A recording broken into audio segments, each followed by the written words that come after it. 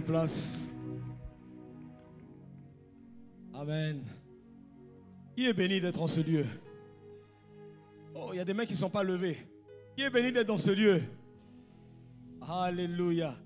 Je suis vraiment honoré d'être là en tout cas. C'est pour moi un privilège. Et je ne prends pas pour acquis le fait d'être ici.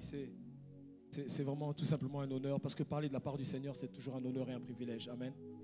Et je veux encore bénir le Seigneur pour la vie, mon grand frère, Lord Gislain, pour l'opportunité qu'il me donne d'apporter la parole. Alors Saint-Esprit, merci de ce que tu te sers de moi comme instrument entre tes mains et qu'au travers de ma bouche tu parles. Comme il a dit, c'est poussé par l'Esprit que les hommes ont parlé de ta part. Il en soit de même sur ma vie. Au nom de Jésus, Amen. Quelqu'un me donne un bon Amen. Alors aujourd'hui, je veux aller dans la même orientation, dans la même direction que le pasteur Gislain. Et actuellement, donc, vous êtes en train de voir donc, l'importance de devenir un témoin et non un chrétien. Amen, c'est bien ça? Il y a quelqu'un qui devient un témoin, non un chrétien. Ne reste pas à l'étape de chrétien, mais va à la dimension de témoin. Et donc, il a abordé plusieurs points durant ce message. Et il a dit notamment que pour devenir un véritable témoin, la première étape, la première condition, c'est d'abord d'accepter Jésus comme Seigneur et Sauveur personnel. Amen. Et ça, c'est important. Il faut accepter Jésus, il faut accepter le message de la croix. Parce que si nous sommes là où nous sommes, et si nous pouvons nous tenir devant la cohorte de l'armée de l'ennemi, c'est parce que nous le faisons à cause d'une chose, à cause du sang qui a coulé et par l'assistance de l'Esprit. Amen. C'est ce qui nous donne l'autorité de pouvoir le faire. C'est parce que le Seigneur sur la croix a versé son sang et il a dit que tout est accompli. Et en disant tout est accompli, il nous a donné un mandat d'accomplissement. Donc lorsque nous allons, nous pouvons accomplir des choses. Que quelqu'un me donne un bon Amen. Le deuxième point qu'il a abordé, il a dit que l'Église doit être une plateforme d'édification et de transformation. Ça, c'est une bonne nouvelle. Ça veut dire que lorsque nous venons à l'Église, nous venons dans un laboratoire qui va nous transformer. La vérité, c'est que chaque fois que nous venons à l'Église, la parole que nous entendons vient nous équiper. La Bible dit en Éphésiens 6 que la parole est comme une armure qui vient vers nous. Il y a le casque du salut, il y a l'épée, il y a le zèle, il y a tout un ensemble d'arsenal que nous recevons. Donc chaque personne qui rentre ici, sort d'ici en ayant fait un stage intensif. Quelqu'un me suit? Un stage intensif dans la présence de Dieu. Il y a des choses, vous savez, il y a des changements. J'ai appris une chose. Dans le domaine médical, on dit souvent que il y a des handicaps qui se voient et il y a des handicaps qui ne se voient pas. Il y a des handicaps qu'on ne peut pas discerner. Dans le monde spirituel, il y a aussi des grâces que l'on voit à l'œil nu, mais il y a des grâces que l'on ne voit pas, mais qu'on constatera seulement à un moment donné. C'est la même chose. Amen. Et lorsqu'on vient à l'église, on vient dans un laboratoire où on est édifié, transformé. Toute personne dans cette présence, dans sa présence, reçoit quelque chose. En repartant d'ici, tu repars d'ici toujours transformé. Amen. Mais chez certains, ça va se voir directement. Chez d'autres, ça va prendre un peu de temps. Mais ce qui est sûr, c'est que tant que tu vas demeurer fidèle, assurément, ça se verra. Donne-moi un bon amen. Donne-moi un vibrant amen, bien-aimé. Le troisième point qu'il a abordé, il a dit qu'il est important, il est nécessaire, il est primordial d'aller à la rencontre de Dieu pour l'adorer et se confier à lui. Amen. Et l'adoration ici, dans ce point-là, est véritablement une étape indispensable, une étape importante. Parce que c'est dans sa présence que le Seigneur nous permet d'entendre des choses qu'il n'est pas donné à tout homme d'entendre. J'aime particulièrement l'histoire d'Abraham. J'aime son histoire. Vous imaginez, Abraham était un homme comme vous et moi. Il était au milieu d'une foule, il était au milieu d'un peuple nombreux. Mais lui, à la différence des autres, il entendait ce que les autres n'entendaient pas. Il était connecté à FM Céleste. Il pouvait entendre à certains moments les soupirs qu'il y avait dans le cœur du Père. Ça, c'est donné aux adorateurs. Ça, c'est donné aux adorateurs. Est-ce qu'il y a un adorateur? Est-ce qu'il y a un adorateur? Est-ce qu'il y a un adorateur? Est-ce qu'il y a un adorateur? Une adoratrice? Oh, il n'y a personne. Je ne vois pas d'adorateur, d'adoratrice. Oh! Hey! Je vois des adorateurs. Bien aimé, un adorateur, il se distingue dans sa capacité à adorer. Il se distingue dans sa capacité à se tenir dans la présence de celui ou celle qu'il aime. Tu ne te tiens pas n'importe comment en face de la personne que tu apprécies ou que tu aimes, que tu désires. Vous connaissez la maladie de l'amour? Et quand vous êtes tellement amoureux que vous commencez à devenir malade d'amour, qui a déjà connu ça? Vous n'avez plus envie de manger. Vous n'avez plus envie de boire. Vous n'avez plus envie de rien. À chaque instant, vous êtes là seulement en train de dire, oh Vicky, oh Vicky, oh Vicky. Vicky, c'est ma femme. Oh, vous pensez à elle matin, je pense à elle matin, midi, soir. Bien aimé, c'est ça la romance avec le Seigneur. C'est que tu penses à lui tout le temps. Tu es en train de marcher, mais tu penses à lui. Tu es en train de dire, ah, tu t'arrêtes devant un arbre et tu dis, ah, mais Seigneur, non, tu es merveilleux. Quand je vois cet arbre, et quand j'imagine que tu m'as créé supérieur à cet arbre, oh Dieu, tu es en train de marcher, tu dis, oh Seigneur, quand je vois tout le Congo, mais le Congo est c'est même pas un pays, c'est un continent. Mais sache que le Congo est petit devant toi. Parce que la Bible dit que tout lieu que tu vas fouler de la plante des pieds, il te donne, non? C'est que tout ce territoire-là est plus petit. Dis à quelqu'un, ah Seigneur, quand tu es dans la présence, dans la romance, dans l'amour du Seigneur, il révèle en toi une dimension jamais vue. Des choses qui n'ont jamais été témoignées. Jamais. C'est ce qu'il va faire dans la vie de quelqu'un. Il a commencé cela déjà depuis le début de l'année. Et assurément, à la fin de cette année, il va achever. Le quatrième point que le pasteur Ghislain a abordé, il a dit, et ça c'est un point important, il faut se rendre disponible et répondre à la convocation des témoins. Quelqu'un me donne un mot, amen. Alors je vais poursuivre à partir de ce point-là. Le titre de mon message est « Le véritable compagnon du témoin conquérant ». Le véritable compagnon du témoin conquérant. La Bible dit en 1 Corinthiens 15, verset 33, que les mauvaises compagnies auront les bonnes mœurs. Il y a une chose importante lorsqu'on parle des compagnies, lorsqu'on parle du fait de cheminer avec quelqu'un, d'être avec une personne, de développer avec cette personne une proximité, une relation de proximité. Il y a quelque chose de particulier qui se produit. Quelle que soit la personne avec qui vous êtes, dès lors que vous passez du temps avec cette personne, il va se passer quelque chose. Je ne connais personne qui, en rentrant dans sa cuisine, ressort de là sans porter les odeurs du plat qui est en train de mijoter sur le feu. Quel que soit le parfum que vous mettez, dès lors que vous rentrez dans la cuisine, l'odeur de la casserole va venir se répandre sur vos vêtements.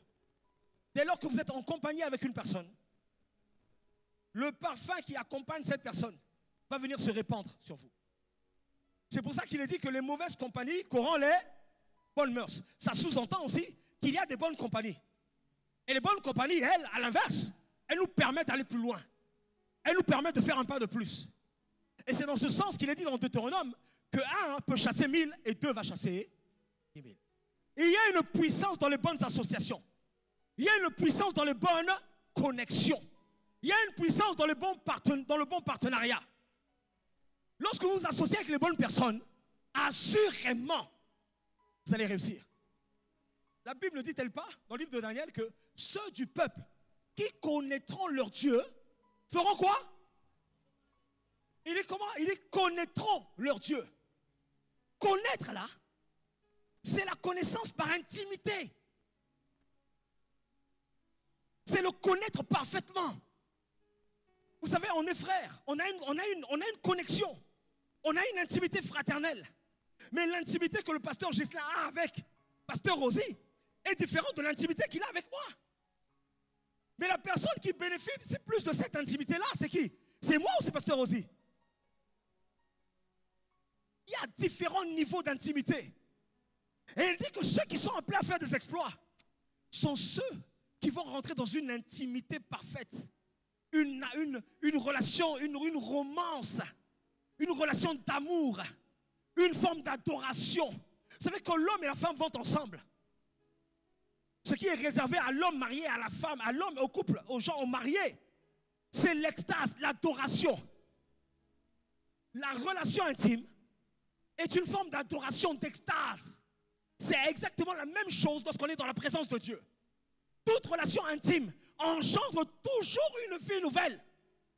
Ça veut dire que lorsque tu rentres dans une intimité avec le Seigneur, tu ressortiras totalement transformé. Totalement différent. Le Seigneur, en fait, c'est comme une mise à jour. Dites-moi mise à jour. Vous savez, lorsque vous avez un téléphone, dans le téléphone, il y a régulièrement des mises à jour. Le but de la mise à jour, c'est de faire quoi? C'est de venir corriger les défauts constatés dans le futur. Lorsque le produit sort, on n'est pas certain qu'on va rencontrer des difficultés. Mais au bout d'un certain temps, au bout d'un temps d'utilisation, on se rend compte que tiens, il commence à y avoir des bugs, un dysfonctionnement. Et alors, le créateur de ce téléphone va faire une mise à jour. Il va créer un logiciel qui va faire une mise à jour. Et cette mise à jour va remettre le téléphone premièrement dans son état de départ en y intégrant les corrections liées au bug qu'il y avait. Toute personne qui rentre dans la présence de Dieu rentre avec des failles, des manquements. Parce que cette présence est donnée à tout le monde. Le Seigneur ne fait exception de personne. Ne croyons pas que pour rentrer dans la présence de Dieu, il faut être parfait. Il y a beaucoup de gens qui se disent, tant que je ne suis pas parfait, je ne peux pas venir à l'église. Tant que je ne suis pas parfait, je ne peux pas venir dans les temps d'adoration.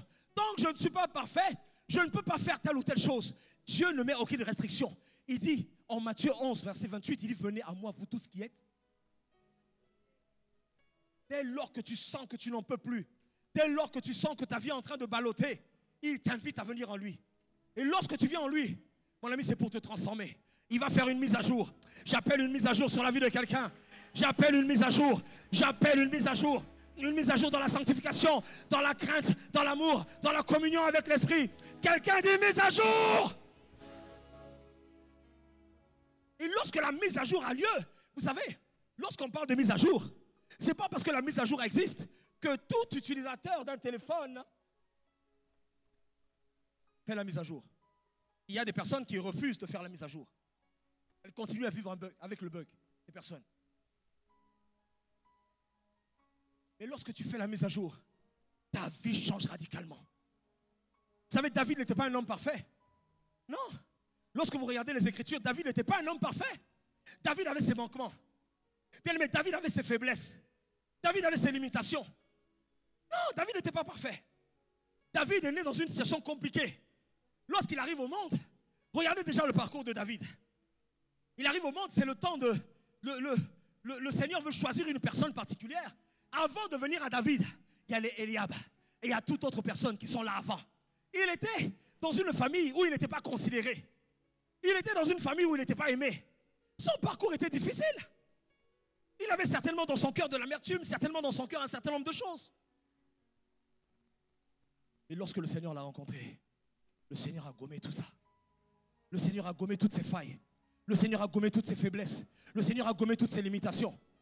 Le Seigneur a fait de ce David un homme qui n'était pas considéré, un homme sur qui on ne comptait pas. Il a fait de cet homme un homme qui s'est tenu dans la présence du roi.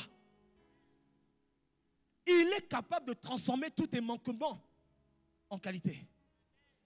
Il est capable de transformer tous tes défauts. Ah, mon ami, tu ne l'as pas aidé. La prière est qui te transforme. Maintenant, regarde un peu David. Lorsque David, maintenant, j'aime particulièrement David. Vous savez, lorsque David va chez Saül, on l'envoie chez Saül lorsque vous regardez dans les Écritures, il va servir le roi Saül. Et lorsqu'il va servir le roi Saül, la Bible dit qu'à un moment donné, ses frères sont partis à la guerre et le père s'est retrouvé seul. Et David, en fait, n'a pas hésité. Il a dit au roi, il a demandé au roi la possibilité de repartir vers son père. Et donc, il a quitté les privilèges de la royauté. Il a quitté les privilèges du trône. Bien aimé, un véritable témoin, c'est une personne qui ne met pas sa situation personnelle avant l'appel de Dieu. C'est une personne qui ne met pas ses privilèges avant l'appel de Dieu. Parce que regarde, David était chez le roi. Il jouait la harpe pour le roi. Il servait le roi. Donc il était dans les privilèges du palais. Mais il a senti dans son cœur qu'il devait repartir aider son père. Il est parti. Il n'a pas regardé à ce qu'il était en train de perdre. Maintenant, regarde ce que Dieu peut faire. Lorsque tu fais comme David et que tu es prêt à abandonner des choses qui te tenaient dans ce monde pour le servir, pour le suivre. Lorsqu'il arrive auprès de son père lui dit, David, va prendre les nouvelles de tes frères. Dès qu'il arrive, on le renvoie sur le champ de bataille. Et c'est lorsqu'il arrive sur le champ de bataille qu'il se rend compte qu'il y a des Goliaths. Et Goliath a été l'intronisation de David vers la royauté. Oh, je vois quelqu'un ici, sur le point d'être intronisé à cause de l'obéissance, à cause du désir de vouloir véritablement devenir un véritable témoin conquérant. Alors quel était le secret? La communion. La communion avec l'esprit. Regardez, même le lézard cherche la communion. Même lui. Mais la Bible dit que la création soupire avec un ardent désir et cherche la manifestation des véritables témoins. Le lézard est venu pour voir s'il y avait des témoins. Oh, est-ce qu'il y a un témoin? Bien aimé, la communion avec l'esprit est le véritable secret pour devenir un témoin conquérant. C'est le Saint-Esprit qui établit la communion parfaite. Parfaite. C'est lui la bonne compagnie à avoir. C'est avec lui qu'il faut connecter. Il faut apprendre à le connaître. Il faut passer du temps avec lui. Ne soyez pas comme plusieurs qui disent que non, mais l'esprit, non. L'esprit, c'est la troisième personne, il n'est pas important. Bien aimé, il est plus qu'important. Lorsque vous allez dans le livre de 1 Jean 5, à partir du verset 7 au verset 8, la Bible va dire ceci. Il y a 3 qui rendent témoignage au ciel et 3 qui rendent témoignage sur la terre. Rendre témoignage, ça veut dire quoi? Ça veut dire attester des choses qui se passent à un endroit. Lorsqu'on dit rendre témoignage, c'est devenir témoin oculaire. Le témoin oculaire est un témoin fiable. Pourquoi? Parce qu'il parle des choses qu'il a vues et expérimentées. Et la Bible dit que dans le ciel, il y a le Père, il y a le Fils, la parole, et il y a l'Esprit. Mais sur la terre, il a dit là, il y a le numéro 1, c'est l'Esprit. C'est l'Esprit. L'Esprit est la porte par laquelle le royaume des cieux va te bénir. Mais si tu ne connectes pas avec lui, comment tu vas faire? Vous allez remarquer que lorsque vous avez une relation intime avec une autorité, il y a des privilèges, n'est-ce pas? Hein? Ah, personne ne veut parler. Tout le monde est privilégié ici. Quand vous connaissez une autorité, vous avez des privilèges. Vous avez des droits d'entrée. Vous avez des accès. Vous avez des faveurs. Mais là, on parle des autorités de ce monde. Des autorités de la terre. Mais lorsqu'on parle de celui qui régit, celui qui a reçu tous les pouvoirs du Père, du Fils sur la terre, c'est-à-dire le Saint-Esprit.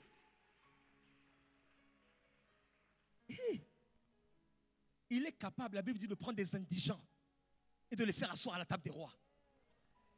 C'est lui qui allait chercher Méphibosheth, oublié. Méphibosheth, fils de Jonathan, laissé de côté. On ne comptait pas sur lui. Mais la Bible dit que Dieu a rappelé dans le cœur de David, il a réveillé le souvenir des descendants de Jonathan. Et David qui était sur son trône a dit, n'y a-t-il pas un descendant de Méphibosheth? Et ils ont dit oui, roi. Il y a un descendant de Jonathan. Ils ont dit oui. Ils sont allés chercher. Ils l'ont ramené. Celui qui était abandonné. Bien-aimé a commencé à s'asseoir à la table des rois. Je te vois par la communion, par l'intimité avec le Saint-Esprit. T'asseoir sur des trônes, t'asseoir sur des places privilégiées, bénéficier de faveurs, bénéficier de grâce. Dans le nom de Jésus. Donne-moi un mot amen. La communion avec le Saint-Esprit va faire la différence. Voilà pourquoi il est important pour chacun d'entre nous de véritablement la rechercher. Et c'est ce que le Seigneur veut. Le Seigneur nous dit ceci. Il est dit en Jean 16, en Jean 16, verset 7, il est dit ceci.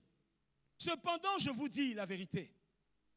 Jésus dit, il est avantageux que je m'en aille. Parce que si je ne m'en vais pas, le véritable compagnon ne pourra pas venir.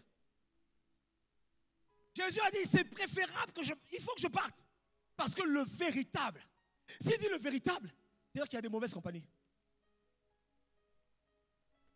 S'il dit le véritable, ça veut dire que c'est avec lui qu'il faut être. C'est avec lui qu'il faut être en partenariat.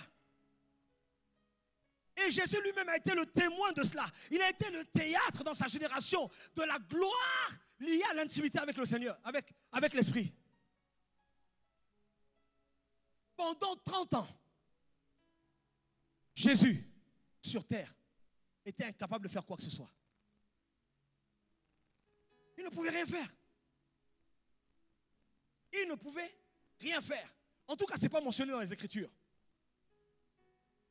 C'est vrai que la Bible dit que si on devait compter, on devait écrire tout ce que le Seigneur avait accompli, le monde entier serait dans l'incapacité de tout contenir.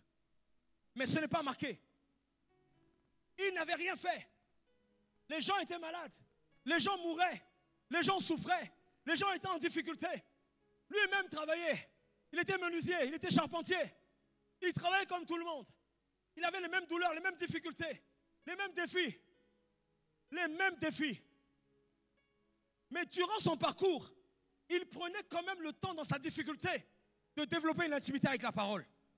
Si bien qu'à l'âge de 12 ans, lorsqu'il se tenait dans le temple, les gens étaient étonnés de la connaissance qu'il avait de la parole. Étonnés. Étonnés. Ils étaient surpris de voir la sagesse qu'il avait à son âge. Mais lorsqu'il arrive à 30 ans, dans Matthieu 3, lorsqu'il passe par les eaux du baptême, l'Esprit maintenant est venu et est rentré en scène dans sa vie. Et le royaume des cieux a annoncé, a déclaré, celui-ci est mon fils bien-aimé, en qui j'ai mis toute mon attention, toute mon affection. À partir de ce jour, le cas 18 s'est opéré dans sa vie. Il est dit qu'il a été oint pour, là où il était incapable de faire, il reçoit maintenant le mandat pour.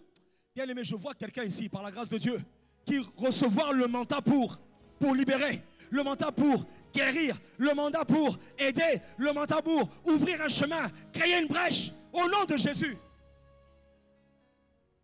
Il a reçu ce mandat. Quand dit la communion avec l'Esprit, toute personne qui va avoir une véritable communion avec le Saint-Esprit va être une personne qui va être qualifiée pour détruire les œuvres des ténèbres, bien-aimés. Ça, c'est non négociable. C'est-à-dire que là où tu seras, il y a des choses en fait qui ne pourront plus venir en toi. C'est comme ça. Parce que c'est ça, en fait, la destinée d'un fils de Dieu. La Bible dit que le fils de Dieu ne pêche pas. Ce n'est pas dans sa nature.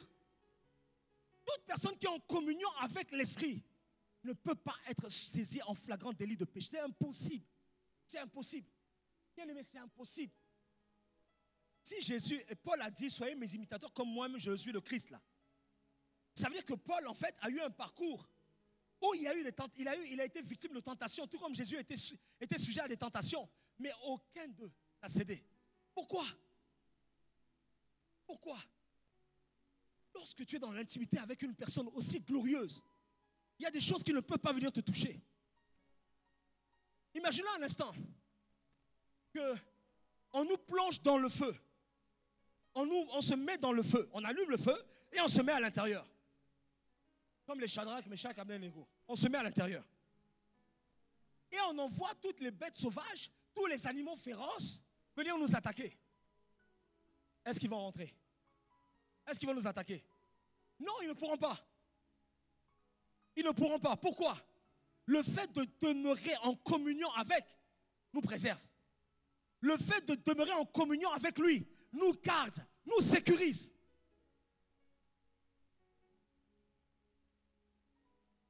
Un bon amen, bien-aimé. La Bible dit en 1 Corinthiens 6, 19, il dit, ne savez-vous pas que votre corps est le temple du Saint-Esprit qui est en vous et que vous avez reçu le Dieu et que vous ne vous appartenez point à vous-même. Il dit que ce corps-là, lorsque tu rentres en communion, il prend possession de ce corps. Parce qu'il rentre à l'intérieur. Mais il rentre à l'intérieur à quelles conditions? Dans la condition où toi, tu le cherches et tu le désires véritablement. Si tu cherches véritablement le Seigneur, si tu cherches à être en communion avec lui, alors maintenant, il va faire de ton corps son temple et son habitation. Et au travers de toi maintenant, il va commencer à régner, à se répandre, à opérer, à agir.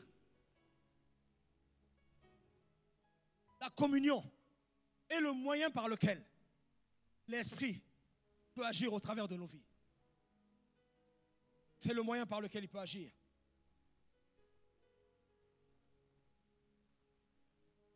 La Bible dit ceci. La Bible dit ceci dans le livre de 2 Corinthiens 13, verset 13. Je vais lire dans la parole vivante. Dans la parole vivante, il est dit que le Seigneur Jésus, le Christ, vous accorde sa grâce. Que Dieu vous témoigne son amour. Et que le Saint-Esprit, le Paraclétos, vous accorde quoi? Vous accorde sa communion. Donc il est en train de nous dire ici, dans ce passage, Je suis en train d'expliquer quelque chose. Il est en train de dire ceci. Il dit que l'accès à la grâce. La grâce, qu'est-ce que c'est? C'est le moyen par lequel le Seigneur nous donne accès aux choses que nous ne méritions pas d'avoir. Amen. À la différence de la miséricorde, qui est le moyen par lequel le Seigneur nous épargne les choses que nous étions en droit de subir. Alors la grâce, c'est quelque chose qui est accessible par Jésus. Il nous accorde la grâce de connaître le Père. Il nous accorde la grâce de revenir à lui, d'être appelé enfant de Dieu. C'est une grâce. C'est qu'il n'y a aucun mérite. C'est lui qui le fait pour chacun d'entre nous. Et on nous dit que la grâce, donc ça, c'est du domaine du Seigneur Jésus. L'amour. On dit que Dieu est amour. L'amour, c'est le Père. Voilà pourquoi en Romains 5,8, il dit que Dieu prouve son amour. Dieu est amour. Et Dieu, dans son amour, a accepté de laisser Jésus mourir à la croix pour chacun d'entre nous. Donc l'amour, en fait, est un domaine, est une caractéristique de Dieu. Dieu aime chacun d'entre nous. Dieu aime le pécheur. Dieu aime le bon. Dieu aime le méchant. Dieu aime chacun d'entre nous. Nous tous. Tout ce qu'il n'aime pas, ce sont les œuvres. Mais sinon, il nous aime tous. Il ne fait exception de personne. Il ne fait aucune différence. Quelle que soit la personne qui vient à lui, il aime la personne. Maintenant, le Saint-Esprit, son domaine, c'est la communion. C'est par la communion que l'Esprit, maintenant, va agir dans toute sa plénitude. C'est dans la communion que le Saint-Esprit va véritablement se révéler. Le Saint-Esprit a besoin d'être dans une véritable communion avec chacun d'entre nous, dans une collaboration, dans un partenariat. Donc lui est la tête et nous, nous le suivons. Il a besoin de ça. C'est nécessaire. Le problème de plusieurs personnes, vous allez remarquer, même lorsqu'il est question du salut, souvent lorsque les gens acceptent le Seigneur, vous allez voir que les gens disent, Seigneur, je t'accepte dans ma vie. Mais le fait d'accepter Jésus dans la vie d'une personne ne change pas la personne. La vie n'a jamais changé quelqu'un. Quel est le domaine de notre être qui change? C'est le cœur. Voilà pourquoi dans le livre d'Apocalypse, le Seigneur dit, je frappe à la porte de ton cœur, ouvre afin que je rentre et que toi et moi on puisse souper. Dieu veut pas ta vie, il veut ton cœur. Il veut ton cœur. Donc la communion qu'il veut établir avec toi, c'est prendre possession de ton cœur. Parce que c'est du cœur que sortent les sources de la vie. C'est du cœur que la vie est contrôlée. Quelqu'un me suit? Vous avez beaucoup de gens qui rentrent dans votre vie. Mais ne laissez personne, à part lui, rentrer dans votre cœur. Vous savez, dans le domaine des relations, lorsqu'on parle des relations, pour essayer de schématiser ça un peu, prenons le tabernacle. Le tabernacle de Moïse. Vous avez la cour, n'est-ce pas? Après la cour, il y a quoi? Il y a le... Après la cour. Qu'est-ce qu'il y a au niveau de la cour? Il y a le parvis extérieur. Ok? Il y a quoi au niveau du parvis? Qu'est-ce qu'il y a au niveau du parvis? Il y a? Après le parvis, il y a quoi? Après le lieu saint. Au lieu saint, qu'est-ce qu'il y a? Il y a une table. Au lieu très saint, qu'est-ce qu'il y a? Il y a l'arche de la présence. Ok. Maintenant, dans la vie, vous allez rencontrer différents types de personnes. Ces personnes-là, pour la plupart, sont dans le parvis extérieur. Ok? Mais ne sois pas ce genre de personne qui va prendre une personne du parvis extérieur, passer le lieu saint, pour la mener dans le lieu très saint.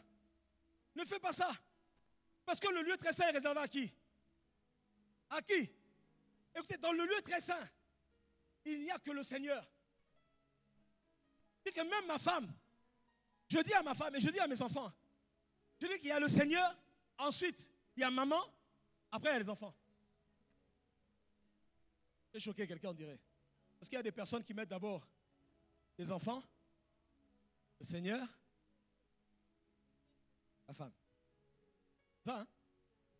Oui, il y a des personnes qui mettent d'abord d'autres personnes. Sache que lorsque tu mets une personne avant, tu amènes cette personne dans le lieu très saint. Mais on te dit que dans le lieu très saint, il y a déjà l'arche. C'est le lieu de la rencontre avec le Seigneur. Bon, comment tu fais? Je vais t'expliquer comment tu fais pour emmener quelqu'un qui n'a pas le droit d'être là-bas. On dit ton enfant est malade. Et tu cours, tu te dépêches pour aller à son chevet. La Bible ne dit-elle pas que Si ce n'est l'Éternel qui garde, celui qui garde, garde en vain. Mais tu peux courir, tu ne feras rien. Mais si véritablement tu veux devenir un amoureux de Dieu et faire du Saint-Esprit le véritable compagnon avec qui tu vas faire des exploits, tu dois d'abord t'arrêter. Seigneur, je recommande, j'abandonne. Bien aimé, Lazare était en train de mourir. Lazare était en train de mourir. La Bible dit que Jésus aimait Lazare. On a dit, mais Lazare meurt. Il dit, attendez. Il a fléchi les genoux. D'abord la prière. D'abord le Seigneur. Personne ne doit passer avant. Personne. Personne. D'abord le Seigneur. Ensuite, pour moi, c'est ma femme. Vous savez, les enfants vont partir, hein? Mais elle va rester. Tu dois faire attention à tes relations. Ne laisse pas n'importe qui venir dans l'intimité. Mais non, le comble, c'est pas ça. Le comble, c'est les personnes qui vont chercher des gens dans le pavé extérieur et puis ils les emmènent. Il est fort rentrer dans la cour de la maison. Et puis ils disent, viens, je vais te montrer mon salon. Tu vois, ici, c'est mon salon. Et ils ne s'arrêtent pas là. Il dit, tu veux voir ma chambre? Et ils emmènent les gens dans leur chambre. Ne laisse pas n'importe qui rentrer dans ta chambre. Parce que le Seigneur esprit est frustré. Lorsqu'il voit en fait que tu emmènes des gens de l'extérieur dans un endroit qui lui est dédié. Et ce principe est visible dès le commencement, bien aimé. Regardez même lorsque le Seigneur va appeler Moïse. Lorsque le Seigneur appelle Moïse. Lorsque Moïse se tient dans sa présence, il dit, Moïse, ôte tes souliers. Ce lieu sur lequel tu te tiens est saint. Dans ce lieu-là, il n'y a pas de corps étranger. Dans ce lieu, les seules personnes qui rentrent sont des personnes autorisées. On parle du principe de la foi autorisée. Le principe de la personne autorisée. Ce n'est pas tout le monde qui est autorisé à rentrer dans ce lieu-là. Seuls les intimes. La Bible dit que les véritables adorateurs, les véritables intimes, ce sont ceux-là qui l'adorent en esprit et en vérité, bien-aimés. Deviens un véritable adorateur. Deviens un véritable passionné. Si tu veux être un témoin conquérant. Le témoin conquérant, sa priorité, c'est de satisfaire l'esprit. Sa priorité, c'est de faire ce que l'esprit attend de lui. Parce que toi, vois-tu, toi et moi, nous sommes en mission sur cette terre. Le Seigneur reviendra. Et il demandera à chacun d'entre nous des comptes. Il fera le rapport. Il dira, ok, fais-moi le rapport de ta mission sur la terre. Qu'as-tu fait? Il te demandera des comptes. Nous sommes tous en pèlerinage sur cette terre. Et si nous voulons réussir à lui apporter un bilan favorable, convenable, appréciable, il est important d'être en communion avec lui. Parce que c'est lui qui va télécharger dans notre cœur la feuille de route. C'est lui, l'esprit, qui, lorsque nous serons toujours sur le point de nous écarter, va nous ramener sur le droit chemin. C'est lui qui nous garde de toute mauvaise association. C'est lui qui nous garde de toute mauvaise compagnie. Est-ce que quelqu'un me suit?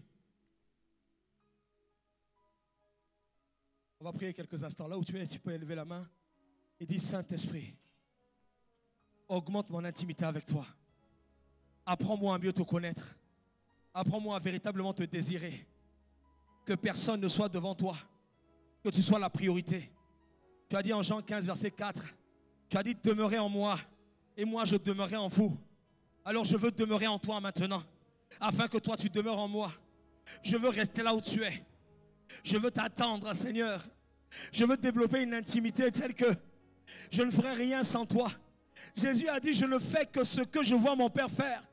Parce qu'il avait développé une intimité parfaite avec le Père. Et moi également, Seigneur, je dis maintenant, je ne fais que ce que j'entends l'Esprit me dire de faire. Je ne fais rien d'autre. C'est l'Esprit que je veux. C'est avec lui que je veux cheminer. C'est avec lui que je veux avancer. Afin de devenir un véritable témoin. Parce que le véritable témoin est celui qui est en communion avec l'Esprit. Donne-moi un bon amen. La communion, étant donné que c'est un aspect essentiel et important, pour notre réussite, c'est aussi un domaine qui est fortement attaqué. En fait, lorsque le diable veut détruire la vie d'une personne, qu'est-ce qu'il va faire? Il va toujours passer par quelqu'un. Toujours. Lorsqu'il était question, lorsque le diable voulait attaquer l'humanité, il est venu parler à Ève. Il est venu parler à un homme. Le monde entier est sous une loi, ou du moins cette loi est une loi qui régit beaucoup de choses. On parle de la loi des semailles et des moissons. Ça veut dire qu'en fait, tout acte, tout geste, toute parole va toujours porter des fruits. Et ça, c'est une stratégie de l'ennemi. Il va poser un acte dans la vie d'une personne dans le but de détruire la vie de la personne. Donc il va attaquer les communions, les connexions. Il va attaquer les rapports que nous entretenons avec les uns et les autres. Il va toujours passer par une personne pour nous détruire. C'est pour ça qu'il est dit que les mauvaises compagnies corrompent les bonnes mœurs. Et les destructeurs de compagnie, je les appelle les corrupteurs. Parce qu'il dit que les mauvaises compagnies corrompent. Donc un corrupteur. Si tu veux véritablement demeurer dans une communion parfaite, mais le lézard là vraiment cherche quelque chose. Si tu veux vraiment demeurer dans une communion parfaite, il faut que tu sois entouré de bonnes personnes. Ou alors que tu sois en capacité de discerner les mauvaises compagnies. Quelqu'un me suit? Dis avec moi, mauvaise compagnie. Et l'exemple type même, moi l'exemple qui me parle, lorsqu'on parle de corrupteurs ou de mauvaise compagnie, c'est Jonadab. Vous savez qui est Jonadab?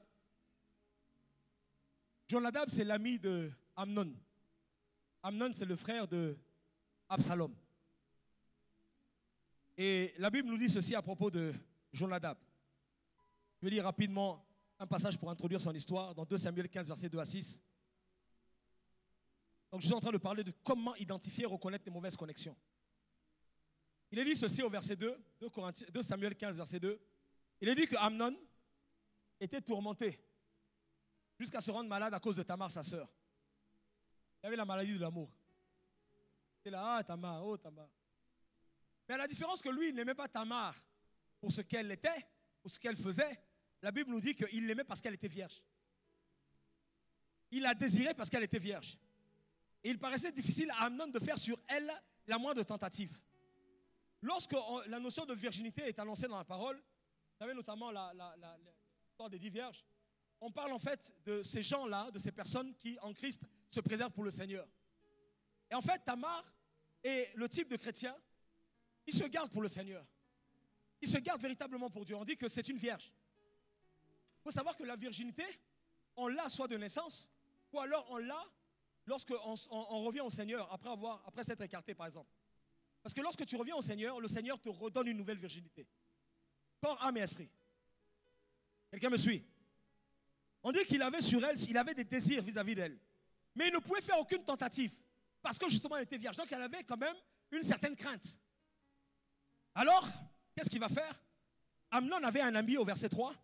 Et cet ami s'appelait Jonadab, fils de Chiméa, frère de David. Et Jonadab était un homme très habile. Très habile. Vous allez remarquer qu'il était de la même famille. Parce que les Jonadab sont toujours des gens de l'entourage. Toujours proches, ils ne sont jamais loin. Parce que vous savez que l'ennemi, la signification d'ennemi en latin, c'est mauvais ami. En fait, l'ennemi, c'est celui qui était ton ami, qui s'est détourné de toi. C'est ça l'ennemi. En fait, l'ennemi ne peut pas être un étranger, jamais. L'ennemi est toujours quelqu'un de proximité. Amen. C'est toujours quelqu'un de proximité. Qui était un ami, qui devient un ennemi. C'est ça l'ennemi. Il était ami. Il passe toujours par quelqu'un à côté. Alors on dit ceci. Il lui dit, mais il dit à Amnon, mais pourquoi deviens-tu ainsi chaque matin plus maigre, toi fils de roi? Ne veux-tu pas me le dire? Alors Amnon lui répondit, j'aime Tamar, sœur d'Absalom mon frère. Oui, à ce niveau-là déjà, si Jonadab était une bonne personne, qu'est-ce qu'il allait dire? Mais on ne touche pas à sa sœur. Il allait attraper, il allait mettre la main sur la tête pour dire, ah, mais non, toi aussi. Et comme c'était une mauvaise personne,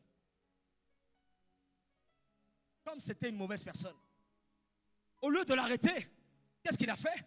Il va lui donner des stratégies. Et Jonadab lui dit, mets-toi au lit, fais le malade.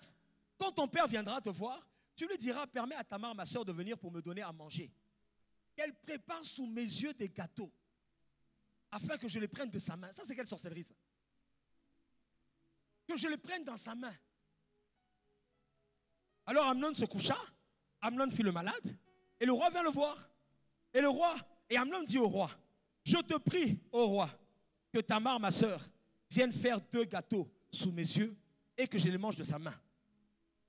Et lorsque Tamar arrive, Tamar va préparer les gâteaux. Et à un moment donné, Amnon va dire à tout le monde de sortir. Et il va dire à Tamar d'approcher. Et il va abuser d'elle. Et c'est ainsi qu'elle va perdre sa virginité. Elle va perdre sa virginité. À partir de ce jour, l'histoire de Tamar s'est arrêtée. Et je prie que l'histoire d'une personne ici ne s'arrête pas. Elle était vierge, elle était promise un avenir radieux.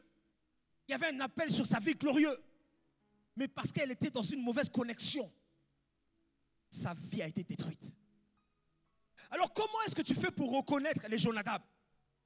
Ce qui est particulier, c'est que tu vas voir que les Jonadab là, Jonadab c'est comme Jonathan. À la différence que Jonathan était un bon ami. Ça veut dire quoi?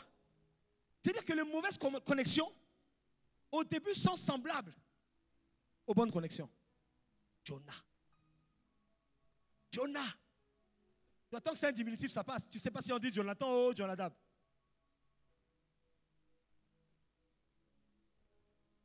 Ils viennent devant nous avec l'apparence de la piété.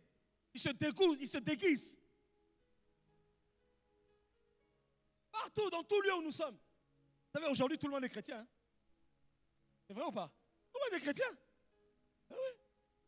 Tu es chrétien? Oui, je suis chrétien. Je suis chrétien, je suis chrétien. Oui, tout le monde est chrétien. Même les voitures sont chrétiennes. Il y a ictus sur la voiture.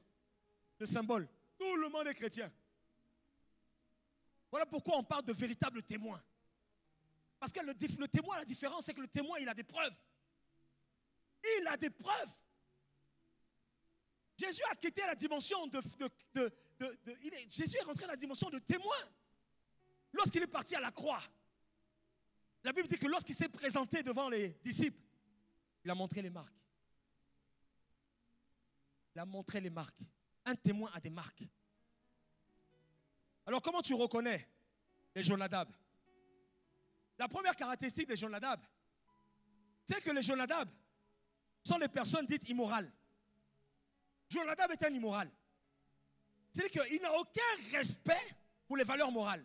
Mais alors, aucun respect. Aucun respect. C'est quelqu'un qui peut te vendre.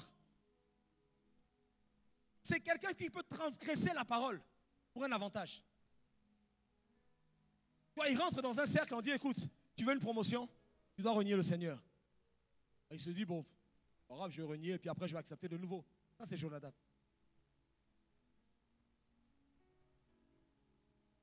C'est que lorsqu'il rentre dans une institution, il rentre dans un cercle, il rentre dans un mouvement, il rentre dans un groupe, il enlève son costume de chrétien et puis il revêt maintenant le costume qu'il faut mettre là-bas. Il est prêt à vendre. Comme Judas. Judas était prêt à vendre le Messie pour de l'argent. Ça, les Jonadab. Jonadab t'a vendu au moins une fois. Il t'a vendu au moins une fois. Demande à ton ami, dis à ton ami, est-ce que tu es un Jonadab ou... Non, tu n'es pas un Jonadab.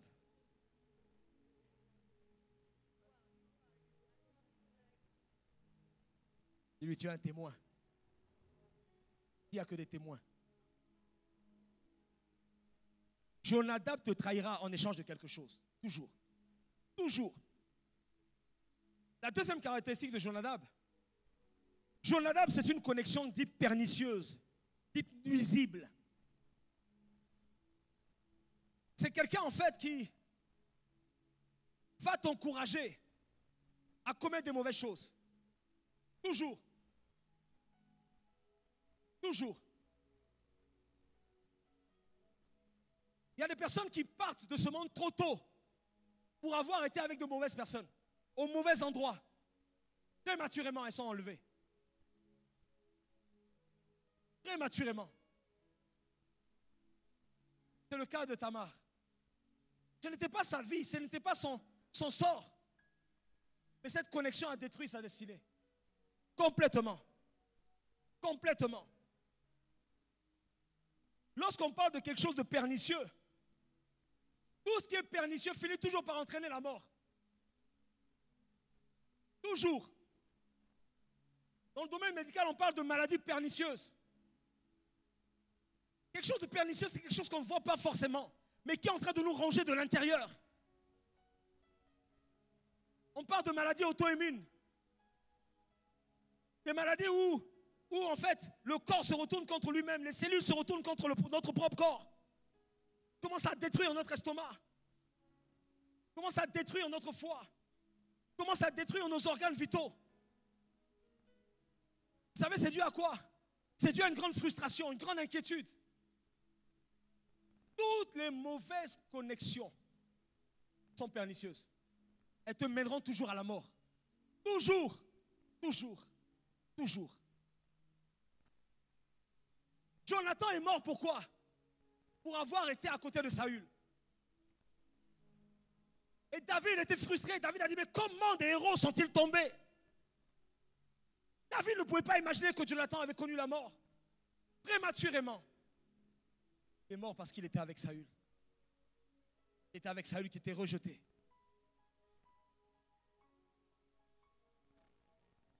Les Jonadab sont des personnes qui vont toujours vous encourager à prendre des voies pernicieuses.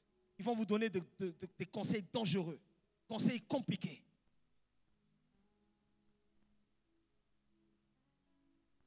On m'a raconté l'histoire d'un homme qui travaillait, c'est dans un autre pays, c'est pas ici, qui travaillait à Air France. Et il était en contact de l'ambassade de France dans ce pays-là. Et il avait vraiment des avantages, il était apprécié, c'était un homme intègre. Jusqu'aujourd'hui, c'est un homme intègre. Mais à cause de l'amour, oh, dit l'amour.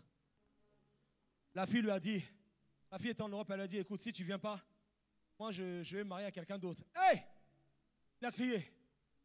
Il est allé faire des faux papiers. Lui qui savait comment détecter les faux documents, il est allé les rentrer pour obtenir un visa.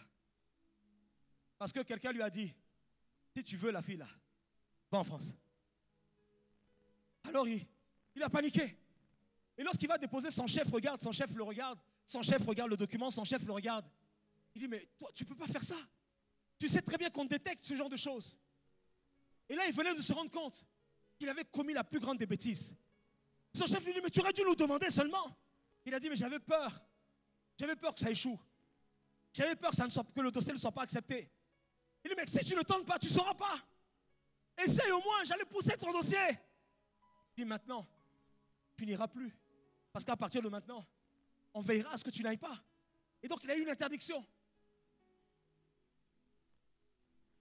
Allez, mais je prie que ce ne soit pas ton histoire. Dieu ne veut pas que ce soit ton histoire et ton partage. Il veut te sortir de cette mauvaise connexion. Je prie que la main du Seigneur te libère de là, te libère d'une connexion dangereuse, d'une association qui est compliquée. Rappelle-toi, au début, c'est pareil, mais à la fin, c'est dangereux. Fais attention. On n'imagine pas que ça puisse nous arriver. Jamais. Jamais.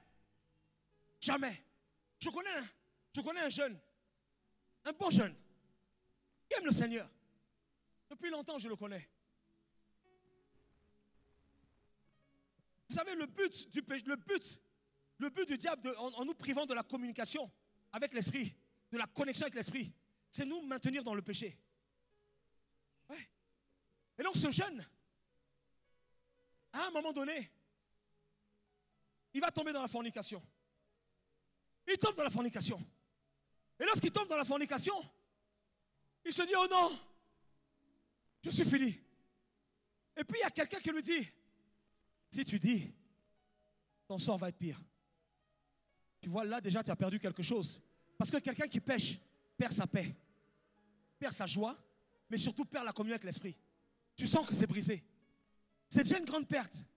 Alors il s'est dit, vous savez, quelqu'un qui a péché se dit, ne veut pas avouer. Pourquoi? Parce qu'il se dit, mais si j'avoue, mais je vais perdre énormément. Alors il se dit, ah non, je préfère garder, laisser passer le temps. Peut-être que ça sera oublié le diable n'oublie jamais. Il n'oublie jamais. Il consigne tout dans un dossier dans le but de t'exposer. À quel moment? C'est arrivé dans la vie de ce jeune-là, lorsque en fait, je voulais véritablement lui accorder une place de choix. Je voulais lui confier une bonne responsabilité. Et je lui ai dit, tu sais, je veux te confier quelque chose. J'ai dit, mais est-ce qu'il y a quelque chose que tu peux me dire? Il s'est dit, mais non, si je dis, je suis fini. Il s'est dit, mais avec le temps, ça va être oublié. Mais malheureusement, quelques jours après, ça a explosé. La fille est venue me voir. Pasteur, voilà ce qui s'est passé. Alors je l'appelle. Je lui dis, mais dis-moi, qu'est-ce qui s'est passé? Et il s'est bien pleuré. Le but du diable, c'est de t'arracher une grâce, une promotion, un avantage que le Seigneur veut t'accorder. Voilà pourquoi il te connecte à des mauvaises sources. S'il y a quelqu'un qui est concerné, dis avec moi, Seigneur, viens briser cette influence dans ma vie. Éloigne ces Jonadab de ma vie au nom de Jésus.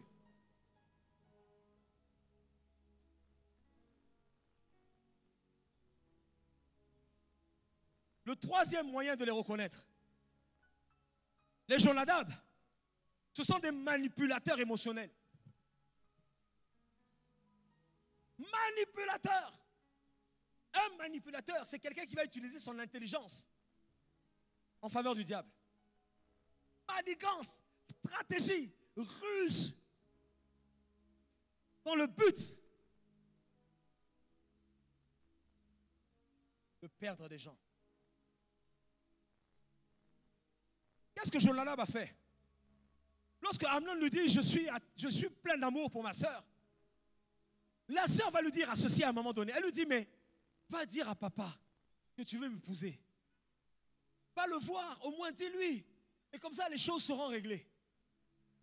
Mais lui, il était juste influencé par Jonadab qui lui a dit, couche avec elle. Alors c'est ce qu'il a fait. Il a fait le malade. Le manipulateur, c'est celui qui va te donner des conseils qui vont t'emmener à ruser, à manipuler à ton tour les autres. Puis du coup, il a fait comme s'il était malade. Combien de manipulateurs, combien de personnes se retrouvent en fait à manipuler des documents, des contrats, manipuler un certain nombre de choses. Juste parce qu'on lui a dit, tu sais, ici, si tu veux réussir, tu n'as pas d'autre choix que de faire ça. Sans ça, ça ne marche pas. Ça ne marche pas. C'est impossible. Tu es obligé de passer par les mêmes voies que les autres. Sinon, tu vas perdre trop de temps, je t'assure. Oh. Et la Bible dit que ceux du peuple qui connaîtront leur Dieu feront des exploits.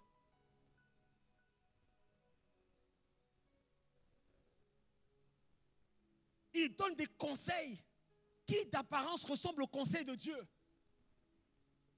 mais qui sont destructeurs. Ils sont mauvais. Tu sens qu'il y a en fait dans ce conseil la volonté de nuire, la volonté de contourner le système, la volonté de pervertir, la volonté de tricher.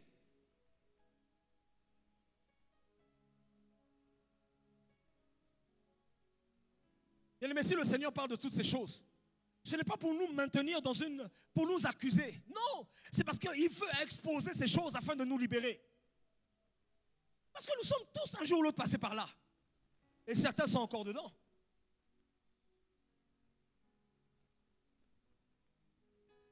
Relation manipulatrice.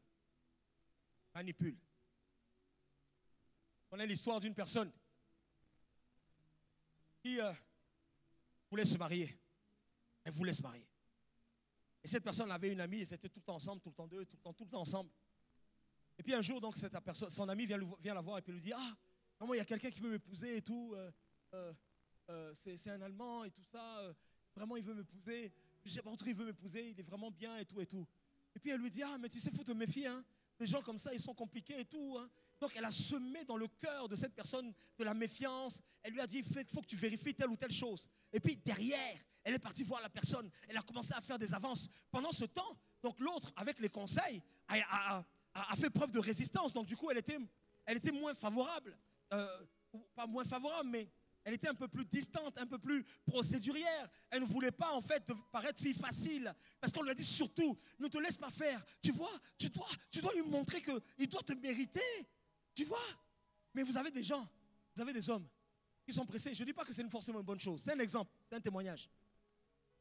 Et le monsieur, il devait partir. Donc lui, il voulait se marier. Et il voulait partir. Il était fatigué de la solitude. Alors l'autre lui a dit, ah, comme ma copine là, elle hésite. En tout cas, moi, si tu dis seulement un mot, je te suis. Elle est partie avec lui. Mauvaise personne. Quelqu'un me suit? Combien de fois c'est arrivé dans le milieu professionnel? Tu es avec une personne, vous partagez une idée, vous partagez un concept, vous partagez un projet. Et tu racontes à ton ami, tu dis, hey, mais regarde ce que j'ai trouvé. Avec cette histoire, on va se faire beaucoup d'argent. Qu'est-ce que tu viens de découvrir? Tu viens de découvrir quelque chose qui va être révolutionnaire. Le moyen, je dis ça comme ça peut-être, ok, je donne une idée. Tu décides de créer une académie, et au travers de cette académie, tu organises des soutiens scolaires dans différents endroits, dans différentes villes. Bon, ça existe peut-être, je ne sais pas. Et tu organises aussi des examens blancs, ainsi de suite, ainsi de suite. Et tu vends en fait ce projet, ce concept, tu le vends dans des communes, tu le vends dans des mairies, et qui a pour but justement de scolariser des personnes qui étaient déscolarisées. Tu vois? Mais tu fais un bon business plan, tu fais un bon projet, et puis le projet, il semble vraiment viable. Et ce concept, on te dit, mais c'est compliqué parce qu'il faut louer. Je vous donne une idée. Il faut louer des salles. Et les salles, ça coûte cher. Alors, tu dis, mais j'ai une superbe idée. Pourquoi je ne vais pas voir les pasteurs les jours où ils n'ont pas école, les jours où ils n'ont pas culte, et puis je loue à un tarif avantageux la salle de culte pour faire une école à certains moments. Moindre coût. Et en même temps, je contribue véritablement à sortir le maximum de personnes, à les réinsérer, à les remettre sur le parcours de l'éducation scolaire et à dessiner un avenir pour chacun d'entre eux. Alors tu vends l'idée. Et puis l'autre te dit, ah ouais, mais tu sais, ce genre d'idée, c'est compliqué. Moi, à mon avis, il va manquer les financements, il te décourage. Et pendant que toi, tu vas chercher, lui, il court et il met en place. Et lorsque tu arrives, tu dis, mais c'est mon idée. C'est ça, les manipulateurs émotionnels. Ils volent ton idée. Ils volent ton idée. Je termine. Les Jonadab sont des personnes endurcies. Dis avec moi endurci. Vous savez, l'endurcissement de cœur. Quand le cœur d'une personne est endurci, cette personne n'entend plus rien. Plus rien. Et le problème de l'endurcissement de cœur a lieu à quel moment? A lieu lorsqu'il est question de la repentance. La repentance, par exemple, c'est le moyen par lequel je reviens au Seigneur lorsque je me suis égaré. J'allais dans ce sens, et puis je me répands, et donc je reviens à lui. Mais quelqu'un qui a le cœur endurci, c'est une personne qui refuse de reconnaître ses erreurs, de revenir sur ses erreurs. Il refuse. Là où d'autres vont avoir tendance à reconnaître leurs fautes, leurs manquements, lui, il refuse catégoriquement de reconnaître. Il n'accepte jamais. Il a toujours des raisons. Il a toujours des explications. Tout le temps. Il ne reconnaît jamais ses fautes. Problème de repentance. Dans le domaine de la repentance, il y a deux écoles. Il y a l'école de Saül et puis il y a l'école de David.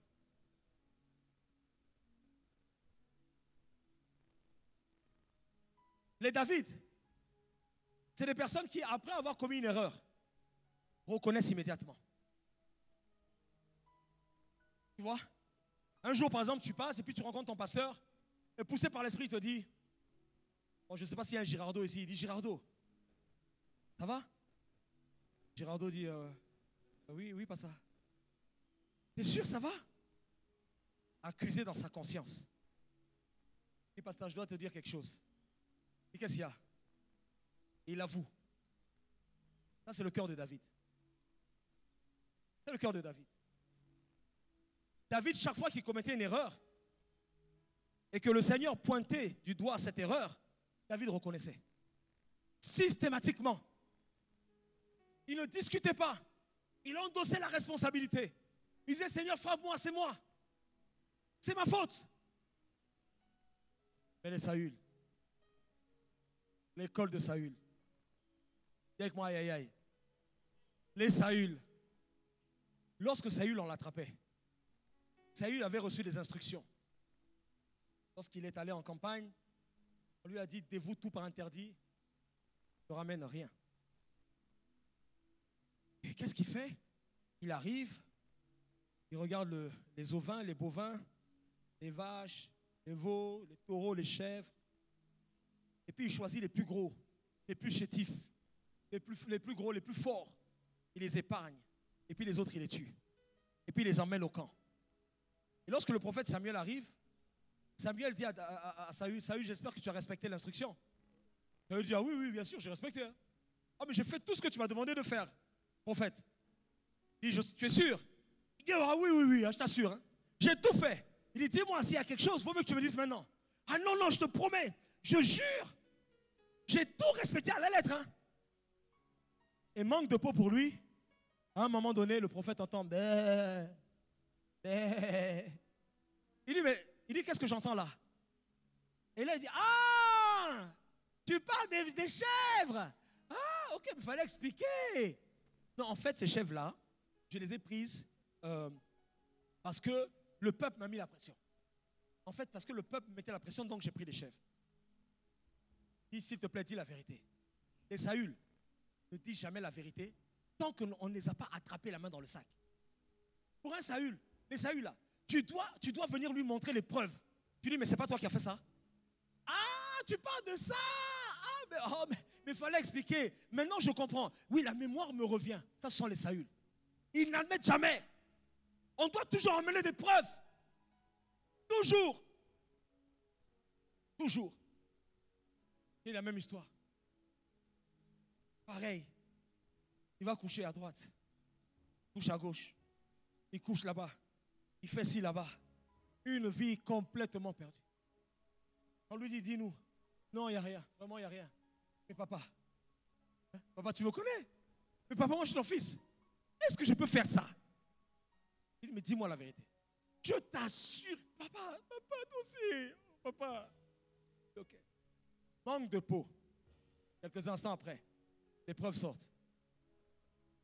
Quand tu le convoques, tu dis, mais c'est pas toi? Ah, non. Mais tu n'avais pas précisé que c'était dans l'église.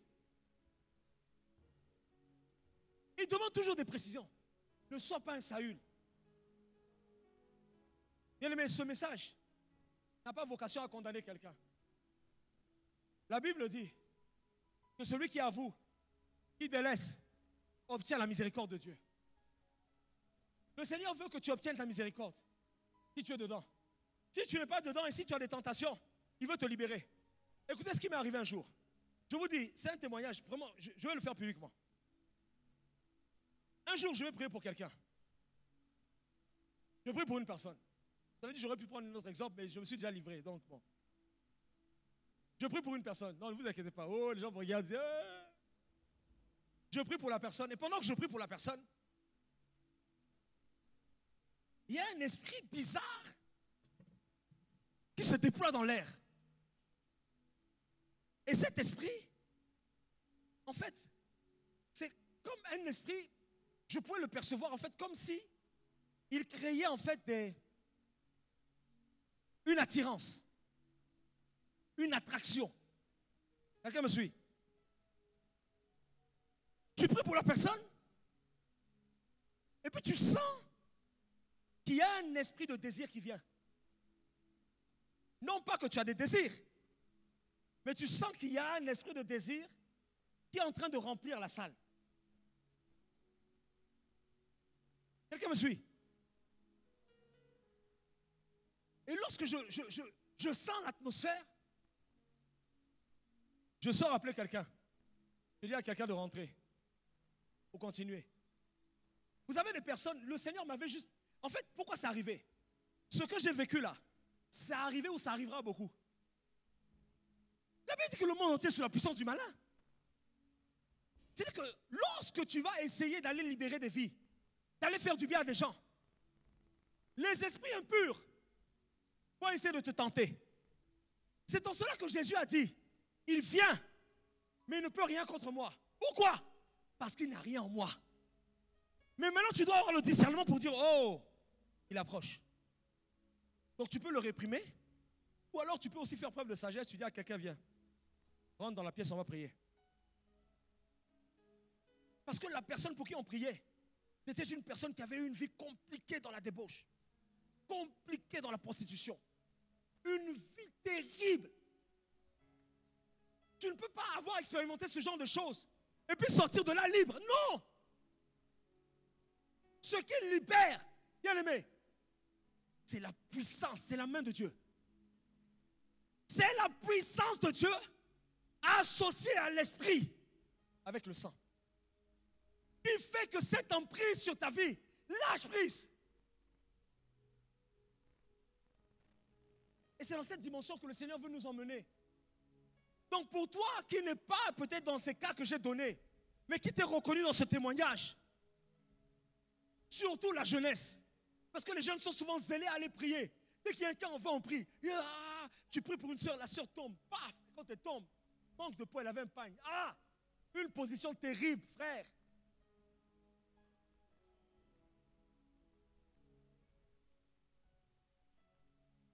Tous ceux qui tombent ne prévoyaient pas de tomber. Oh non. Ceux qui tombent ne prévoyaient pas de tomber. La plupart des gens qui tombent ne prévoyaient pas de tomber. Ils ne prévoyaient pas. Mais c'est arrivé. La question est, lorsque cela viendra, qu'est-ce que tu diras? Est-ce que tu feras comme Jésus? Je n'ai rien. Tu n'as rien de toi en moi. Tu ne peux rien. Mais cette dimension, c'est pour les amoureux. Alors je termine en faisant cet appel à quelqu'un. Tu t'es reconnu dans ce que j'ai dit. Et tu aspires véritablement à une dimension d'intimité avec le Seigneur. Tu sais que tu dois abandonner ce genre de choses. Je t'invite à venir devant. Je t'invite à venir devant. La Bible dit celui qui avoue et délaisse, il obtient miséricorde. On n'a pas dit celui qui pense dans son cœur, qui se répand dans son cœur. Non, on dit celui qui avoue et délaisse, obtient miséricorde. Bien aimé, pour ceux qui viendront, la miséricorde, laissez-moi vous dire, est une loi. C'est un droit. C'est un droit que Dieu donne. Et lorsque Dieu fait miséricorde, personne n'a le droit de te condamner. Personne. Personne. C'est un droit. Lorsque quelqu'un demande pardon, le pardon est un droit. Tu n'as pas le droit de retenir la personne. Alors je vous invite à fermer les yeux, à baisser la tête, si vous n'êtes pas concerné. Mais pour ceux qui sont concernés, je t'en supplie, ne pars pas d'ici comme tu es venu. Le Seigneur t'aime tellement. Il veut te sortir de là. Si tu es concerné, viens devant. Viens devant, mais ce qui est sûr, c'est que lorsque tu sortiras d'ici, les gens seront étonnés de voir la trajectoire de ta vie. Ils seront étonnés de voir la trajectoire de ta vie. Tu veux prendre un nouveau départ. Bien-aimé, ne regarde ni à droite ni à gauche, viens devant. Le Seigneur veut transformer ta vie. Le Seigneur veut transformer ta vie. La Bible dit, il y a beaucoup d'appelés, hein? Mais il y a des gens particulièrement en fait que Dieu veut sélectionner en ce temps présent là. Il y a des gens qui le regardent. Bien-aimé, pendant que je parle, le Saint-Esprit rend témoignage à ton esprit que tu dois venir. Ne résiste pas. Ne regarde ni à droite ni à gauche. Ne te dis pas, mais qu'est-ce que les gens diront? Qu'ils parlent. La Bible dit que Jésus croissait d'abord devant Dieu, ensuite devant les hommes. Ce qui compte, c'est le regard de Dieu sur ta vie. Peu importe ce que les gens diront. Les gens se sont moqués de David, mais après ils se sont inclinés devant David. Les gens se sont moqués de Joseph, mais après ils se sont inclinés devant Joseph. N'aie pas honte. Viens devant. C'est un nouveau départ pour ta vie. C'est un nouveau départ pour ta vie. Le Seigneur t'aime tellement. La Bible dit qu'il prouve son amour. Il prouve son amour. Il t'a tellement aimé qu'il a fait en sorte que ce message te soit envoyé. Il t'aime tellement qu'il ne veut pas te laisser passer une journée de plus. Il ne veut pas que tu rentres comme ça chez toi. Tu ne sais pas ce qui arrivera demain. Tu ne sais pas ce qui arrivera ce soir. Mais en venant, tu sais où tu passeras l'éternité. Bien aimé, c'est le meilleur choix. C'est la meilleure décision. C'est la meilleure décision. Dieu appelle un amoureux. Dieu appelle quelqu'un qui est fatigué. Je commande maintenant à toute force qui gardait le cœur d'une personne et qui empêche une personne de venir à la repentance, de lâcher prise. Viens, bien-aimé, viens devant. Ce culte est pour toi. Ce jour est ton jour. C'est un nouveau départ. C'est un nouveau départ. J'appelle quelqu'un. J'appelle quelqu'un, un frère, une soeur. Bien-aimé, même si tu sers, ce n'est pas grave. Le plus important, c'est que ta vie change maintenant. Il y a le péché invisible et le péché visible. Il y a des choses que les hommes peuvent voir et il y a d'autres qui ne peuvent pas voir. Mais laisse-moi te dire, la Bible dit que Dieu sonde les cœurs et les reins. Ce que tu penses à l'abri du regard des hommes est exposé dans le royaume des cieux. Le ciel voit, alors ne pars pas avec cela. Ne pars pas avec ces choses. Viens tout déposer aux pieds du Père. Viens tout déposer au trône. Je vais inviter les chantres. Je vais inviter les chantres. Allez, shalabalo, zita. Rekabala, bala, shalama. Bala, brasa, tala.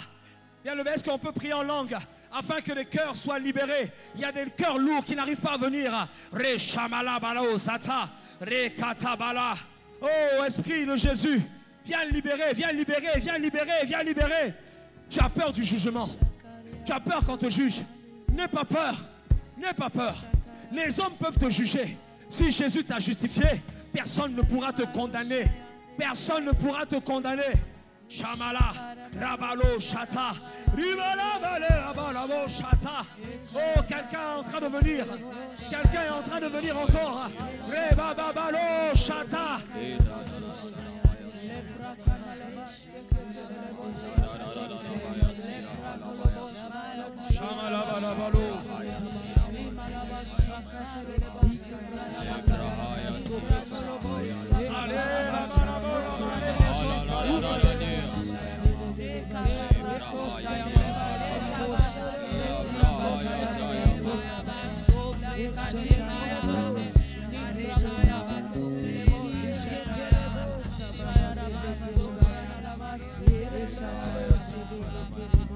Bien-aimé, on va prier pour toi.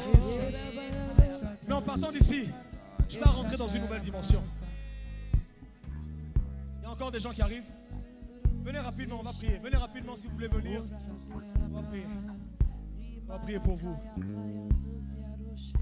En partant d'ici, les choses seront différentes. Le Seigneur va vous donner la capacité d'y arriver. Parce que le Saint-Esprit est celui qui donne la capacité. Il va vous capaciter. Il va vous rendre capable de. Oui.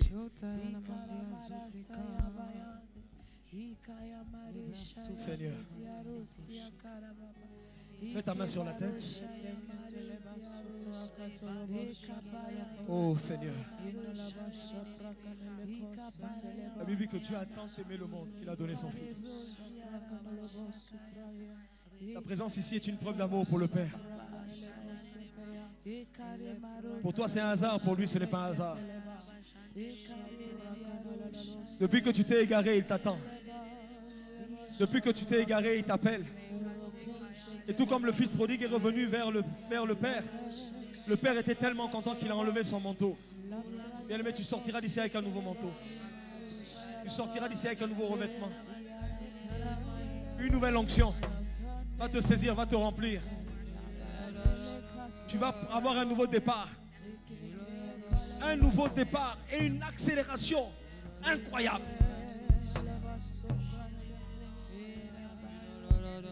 Tu n'auras même pas le temps de te dire que tu as perdu du temps. Parce que dès que tu repartiras, bien sûr tu vas devoir recommencer au départ. Parce que lorsqu'on est tombé, il faut tout reprendre au commencement. Il faut se faire accompagner. Il faut se faire aider. Mais lorsque tu sortiras de là, la Bible enseigne l'enfant, instruit l'enfant alors qu'il est encore jeune. Mais lorsqu'il sera grand, il se détournera, il ira à droite et à gauche. Et c'est ce que le Seigneur va faire. Sur les 2-3 prochains mois, alors que tu vas rentrer dans un processus d'accompagnement, de suivi, ta vie va être différente. Seigneur, étends ta main. Viens transformer la vie de toutes les personnes présentes. Toutes ces personnes, Seigneur, qui n'ont pas regardé à leur témoignage, qui n'ont pas regardé à ce qui se dira, qui n'ont pas regardé au public, qui n'ont pas regardé aux frères et sœurs, qui n'ont pas regardé autour d'eux, ils ont juste regardé à toi. Seigneur, sois fidèle. Sois fidèle. Je prie pour la restauration de leur cœur. Je prie pour une nouvelle connexion. Je prie pour une nouvelle intimité. Je prie, Seigneur, pour que tu les reconnectes à toi. Et là où certains, Seigneur, sont tombés et ont perdu des grâces, en revenant à toi, Seigneur, tu renouvelles ces grâces. Tu as dit en Joël 2,25 que je vous restituerai, je vous rembourserai ce qui était détruit. Je vous restituerai ce qui était endommagé. Mais bien plus encore, tu dis, je vous dédommagerai. Accorde un dédommagement de faveur, un dédommagement de grâce, un dédommagement d'amour, un dédommagement, Seigneur, dans les domaines qui ont été touchés. Je prie pour un enracinement dans ta présence. Cette crainte, Seigneur, qu'ils avaient au commencement, cet amour qu'ils avaient au début, où ils ne pensaient qu'à toi, ils ne vivaient que pour toi, où tu étais la priorité, que tu redeviennes cette priorité. Oh Seigneur, rends cela possible maintenant. Une nouvelle dimension d'intimité, une nouvelle dimension de connexion, une nouvelle dimension dans la crainte. Là où hier ils se faisaient avoir dans des mauvaises relations, Seigneur, ils sortent d'ici maintenant, conscients de leur identité. Tu dis que ceux qui sont nés de Dieu en Jean 1,12, celui qui est né de Dieu triomphe du monde. Tu dis en 1 Jean 5, verset 4. Il est dit en 1 Jean 5, 4, il dit que tous ceux qui sont nés de Dieu triomphent du monde. Et la victoire qui triomphe du monde, c'est notre foi. Augmente le niveau de foi. Augmente le niveau d'audace. Au nom de Jésus, je déclare et je décrète. Je m'appuie sur la grâce qui opère sur cette famille, sur le manteau apostolique de cette famille, sur le manteau missionnaire qui opère dans cette église, pour commander maintenant à tous ceux qui vous tourmentaient, à tous ceux qui vous combattaient, à tous ceux qui avaient eu la victoire sur vous, qu'à partir d'aujourd'hui, ils connaîtront l'échec, ils connaîtront la défaite, ils connaîtront la désolation, ils connaîtront la perdition. Au nom de Jésus, nous avons prié et quelqu'un donne un bon amen. Bien-aimé, par-delà conscient d'une chose, que Dieu t'aime et qu'il a changé ton cœur. Il y a des choses qu'on ne voit pas, mais qu'on constate. Alors que tu vas repartir à ta place, il va enlever progressivement l'amour, l'attachement, les passions de ce monde que tu avais, les œuvres de la chair. Il dit en Galates 5, verset 17, il marchez selon l'esprit et vous n'accomplirez plus les désirs de la chair. Ça, oui. Marchez selon l'esprit, vous n'accomplirez plus les désirs de la chair. 5, 16. Galates 5, 16. Bien-aimé, je déclare que vous n'allez plus accomplir les désirs de la chair. Au nom de Jésus. Est-ce que c'est possible? C'est possible. Que la grâce qui opère dans cette église vous accompagne. Bien-aimé, soyez bénis et que véritablement la main de Dieu soit sur vous. Au nom de Jésus, nous avons prié.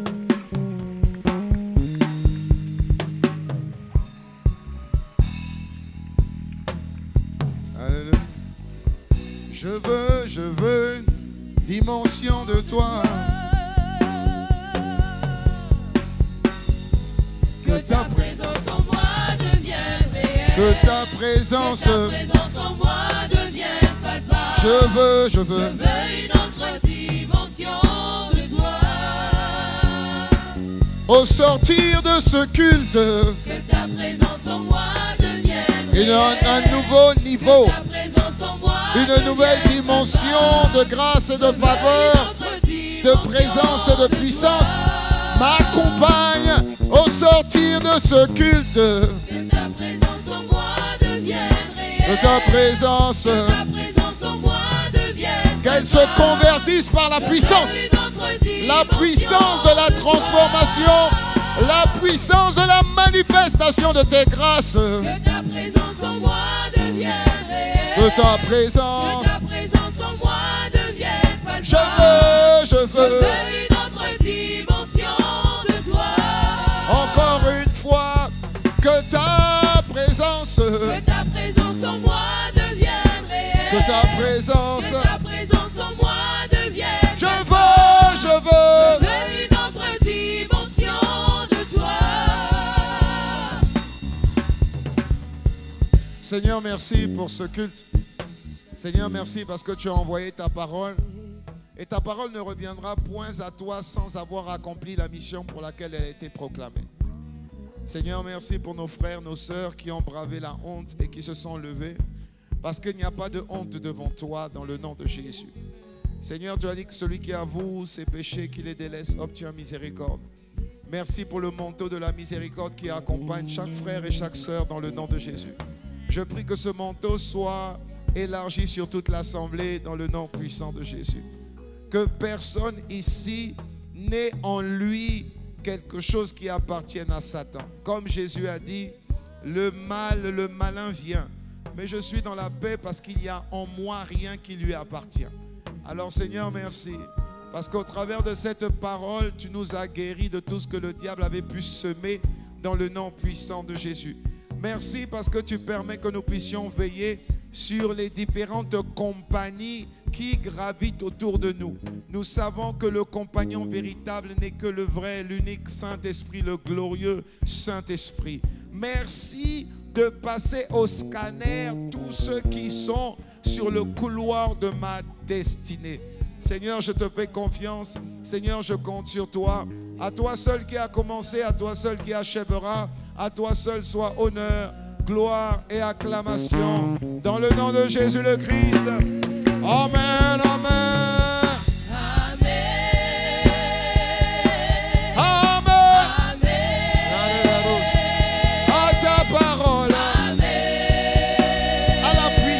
Cette parole qui a assurément changé ma vie, assurément changé ma vie, assurément cette parole m'a guéri. Je suis libéré de la fosse, mon frère et ma soeur délivrés.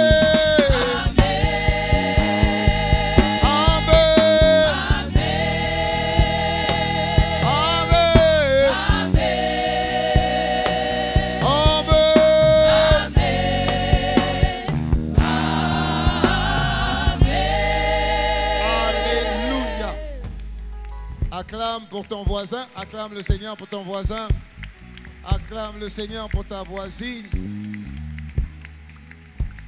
Dis, hé les mauvaises compagnies. Dis encore, hé les mauvaises compagnies. Tu atteindras ta destinée au nom de Jésus. Alléluia.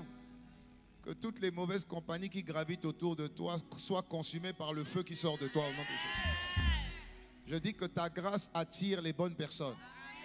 Ésaïe 60, verset 3. La Bible dit que les nations vont marcher à ta lumière. Je dis que tu ressors avec cette grâce au nom de Jésus. Les bonnes personnes viennent à toi. Les mauvaises personnes te fuient au nom de Jésus. Quand tu vas voir qu'à partir de cette semaine, les gens qui vont te fuir, ne sois pas triste. Même si ça fait mal à ton cœur, ne sois pas triste. C'est Dieu qui est en train d'opérer ça au nom de Jésus. Dis, je reçois au nom de Jésus. Dis, je reçois. Parce que des fois, ton âme est trop attachée. Des fois, ton âme est trop attachée. Mais quand Dieu va faire cette opération, accepte seulement. Amen. Tu verras que ton prince arrive. Ta princesse, tu vois, les voiles vont tomber, puis tu vas voir ta princesse. Tu as dit, oh, c'était toi. Oh, c'était toi. Je vois un frère qui dit à une sœur, on dirait c'est toi. Reçois seulement la grâce au nom de Jésus. Acclamons encore le Seigneur. Merci, gloire à Dieu. Merci Seigneur.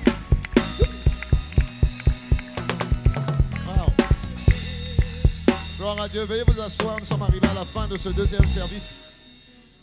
Nous pouvons apporter nos dîmes, offrandes, libéralité, engagement. On peut le faire librement. C'est les paniers cette fois-ci qui vont aller vers vous. Si vous êtes arrivé un petit peu après. Amen. Nos offrandes sont toujours bénies, on le sait, au nom de Jésus. Dis-moi 2 fois Amen. Amen. Et acclame le Seigneur pour ça. Voilà. Gloire à Jésus. Voilà, comme je suis en train de dire, nous sommes en plein chantier. Donc progressivement, voilà, la salle de culte va être transformée en chantier. Mais bon, écoute, la Bible dit, rien ne me séparera de l'amour que j'ai pour Christ. Amen. Donc avec échafaudage, sans échafaudage, on va continuer à louer Dieu. Amen. Je dis juste que nous sommes dans une période d'inconfort, mais l'inconfort est en train d'enfanter le confort au nom de Jésus. Donc acclamons le Seigneur, acclamons le Seigneur, acclamons le Seigneur. Et merci pour toutes les contributions que nous apportons continuellement. Vraiment, merci pour toutes ces contributions. Je dis que nous allons construire avec 100% de ce qui sortira de toi et de moi au nom de Jésus. S'il y a un peuple qui doit être béni, c'est d'abord toi et moi qui devons être bénis. Amen. Je sais qu'il appelle du nord, du sud, de l'est et de l'ouest et du centre. Les finances arrivent parce que Dieu dit que Dieu pourvoit tous nos besoins selon sa richesse et avec gloire. Je dis Amen. Mais je m'intègre, je dis Seigneur, tu passes aussi par moi pour bénir ta maison. Alléluia. Est-ce qu'il y a un futur milliardaire qui peut dire Amen ici? Voilà. Gloire à Dieu. Alors, je rappelle que cette semaine, déjà, juste après ce second service, les cours reprennent, je crois que c'est le 001 ou le 101. En tout cas, les deux, 001 et 101, donc qui reprennent donc aujourd'hui, demain également. Demain également. Ok, demain le 101. En tout cas, ça commence aujourd'hui et demain. Amen. Ensuite, vendredi, nous avons un culte spécial avec l'assistant pasteur Jérémy Meyer de ICC Paris Centre qui sera ici pour un culte spécial famille. Donc ça fera vraiment beaucoup de bien et je le sais. De toute manière, toutes les personnes qui sont invitées vous bénissent toujours. Dites-moi Amen. Voilà, donc ça sera notre culte spécial de vendredi. Et ensuite, le dimanche, par la grâce de Dieu, nous aurons un seul culte. Et tu sais que quand on dit un seul culte, ça veut dire qui est là? Qui est là? Voilà, donc le pasteur Yvan, l'apôtre et pasteur Yvan sera là dimanche prochain. Acclame le Seigneur. Amen. Hein? Acclame le Seigneur. Acclame le Seigneur. Donc, le culte commencera à 9h. Exceptionnellement, on aura un seul culte. Donc, il commencera à 9h. On va se battre pour trouver de la place. Donc, venez à temps. En tout cas, venez quand même. Amen. Pas de place, il faut seulement venir. Il n'y a pas de problème. Alléluia. Voilà, donc nous serons là. Et nous allons encore recevoir du manteau et de la grâce. Vous savez que chaque fois que Dieu veut vous accélérer, Dieu envoie plusieurs fois sa parole et à des dimensions différentes. Chaque personne vient avec un manteau différent. Et si nous avons vraiment la grâce de recevoir plusieurs fois dans l'année le PP, Amen, c'est que le manteau qu'il y a sur toi s'appelle PP. Amen. Dis je reçois au nom de Jésus. Voilà, nous sommes dans une excellente saison et nous rendons grâce à Dieu pour cela. Donc je rappelle que d'une manière générale, renseignez-vous auprès de la librairie et auprès du stand d'information pour toutes les autres annonces. Je rappelle aussi qu'il y a la présentation des enfants. Donc inscrivez vos enfants pour la prochaine présentation à Dieu de vos enfants. Voilà. Je dis également, aujourd'hui nous avons eu la grâce d'avoir le pasteur José. Et vendredi prochain, Dieu m'a inspiré une série de prières appelée « Je prie pour toi ». Alléluia. Je prie pour toi. Donc nous avons commencé à faire « Je prie pour toi et avec toi », peu importe les sujets. Ensuite nous avons fait « Je prie pour toi et avec toi » spécial couple. Et la semaine prochaine, vendredi prochain, à 20h, ça sera « Je prie pour toi, avec toi », mais ça va concerner ta famille. La Bible dit que si tu crois, toi et ta famille, vous serez sauvés. Normalement, si Dieu nous a pris, si Dieu nous a touchés, si la grâce de Dieu nous a touchés dans notre foyer, c'est que le salut est rentré dans notre maison par toi et par moi. Et vous allez vous rendre compte que des fois, nous avons du mal à évangéliser ceux qui appartiennent à nos familles. Alléluia. Donc le salut commence d'abord à Jérusalem, mais il passe par toi. Et donc j'ai eu à cœur de mettre cette plateforme et de permettre à toutes les personnes qui n'ont pas la force ou ne savent pas comment prier pour leur foyer, pour leur famille, de se connecter et nous allons prendre le temps pendant 1h30 au maximum pour prier pour nos foyers, nos enfants, que quelqu'un dise nos enfants. Nos enfants. Dans ce monde qui va tellement mal, il faut que nos enfants aient la miséricorde et la grâce et la puissance de Dieu. Amen. Amen.